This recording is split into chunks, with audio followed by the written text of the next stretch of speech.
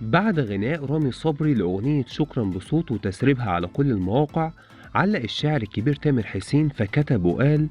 الأغنية طالما نزلت رسمي يا شباب عادي جدا أي حد من الفانز صوته حلو وبيعرف يغني، أو أي من زمايلنا المطربين والفنانين يغنيها ويعمل كفر لأي أغنية بيحبها، وده شيء يسعدنا، مفيش أي مشكلة تماما، بالعكس نجاح للأغنية، وربنا يزيد ويبارك، ومستني فيديوهات الأصوات الحلوة. أعتقد إن رامي عمل الحركة دي ونزل الأغنية بصوته بعد المشكلة اللي حصلت عليها علشان يكيد في عمرو وتامر حسين وعزيز الشافعي.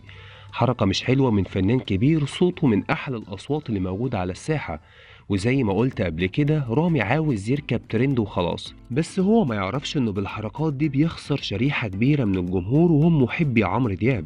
وكمان بيخسر تامر حسين وعزيز واللي أعتقد إنهم أصحاب الفضل في أحلى أغاني رامي الفترة الأخيرة.